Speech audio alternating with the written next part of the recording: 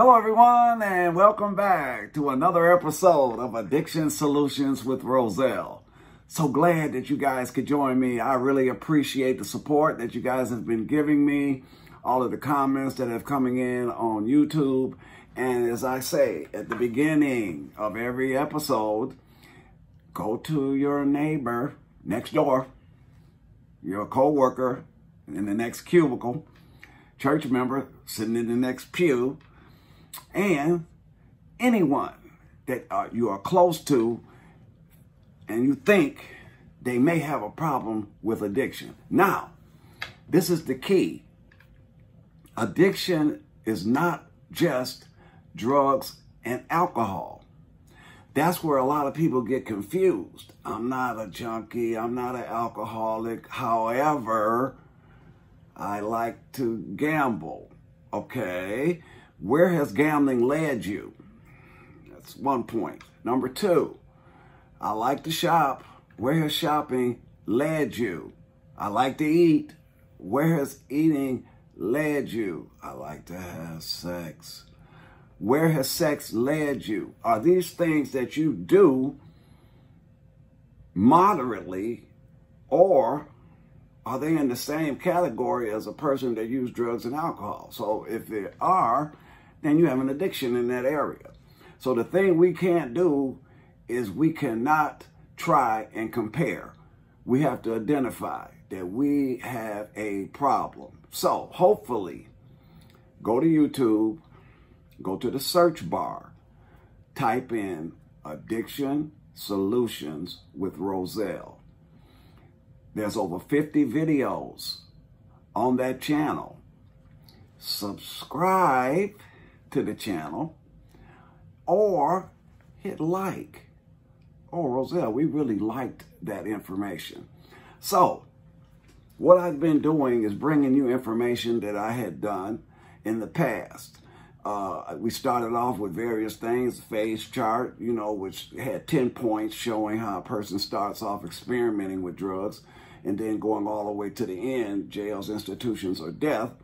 And I also mentioned the fact that my 21-point manual is really a workbook for my first book, 366 Days of Recovery. You have to get this book. You can get in touch with me through Facebook, through email. Email address is Roselle, ROZELLE.white@ymail.com. And I'll get back to you and show you how you can get this book, because if you come through me to get the book, I can autograph it to you and get it back to you. So anyway, this 21-point manual is a workbook for the 366 days of recovery. My first year in recovery, a guide for the recovering addict. So here we go. We were in chapter 5, and chapter 5 consisted of getting a 12-step home group. So we left off with how do I pick? How do I pick my home group? Okay, I'm glad you ask. You take your time.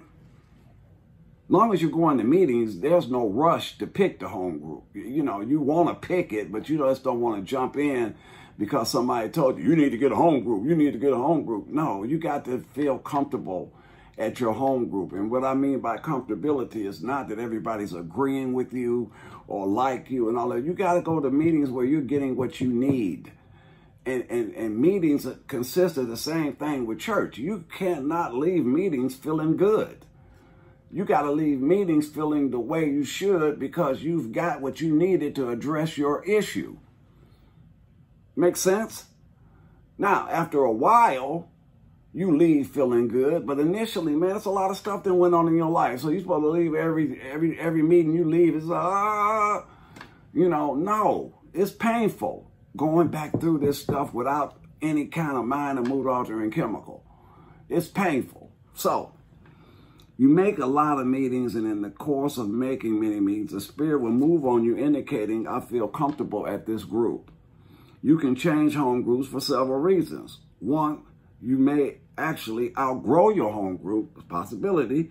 Two, once you obtain a sponsor, you could go to the group your sponsor attends You do not have to be in a hurry. As I stated earlier, it is important to go to 12-step meetings, period.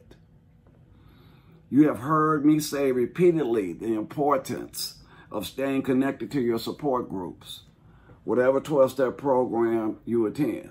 Real important, because you need that support. People that don't have an addiction like you do or are addicted to nothing, they can't really identify with what you're talking about, so you have to be around people that identify. Things that come out of your mouth, they know what you're talking about. So, and it's not like they're speaking a foreign language. We have something in common.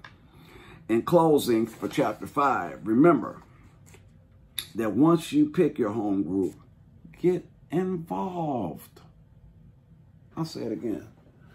Get involved. You may start as the coffee maker. Oh man, that's an important job, because people want coffee at the meetings. It used to be back in the day, you could smoke in meetings. Well, we know that's not possible now, because many facilities do not allow you to smoke in meetings. But a cup of coffee and a cigarette back then was relaxing. You may start as the coffee maker or put chairs up. Oh man, you don't know how important that is. Putting up the chairs, putting them down or putting them up. Eventually, you can grow to become the chairperson of your home group. You may eventually become the GSR. Remember, that's the group service representative, the secretary or treasurer. I repeat, things in this chapter for a reason. It is so important that you get this. Many people relapse because of a lack of connection. When you connect yourself to a group, it does not mean you will not relapse. Please, let's be clear on some things. It don't mean you won't relapse. What it means is you have a much better chance of staying clean. Your chances of staying clean are better. As we move forward in this manual, you will begin to see how all of the pieces fit into the puzzle. It is your job to decide what piece of the puzzle you fit in. Remember, when the time is right, get a home group. So that ends chapter 5. Now, next week, we're going to go into chapter 6. Now, chapter 6 says, get a 12-step sponsor, one that you can trust. Wow.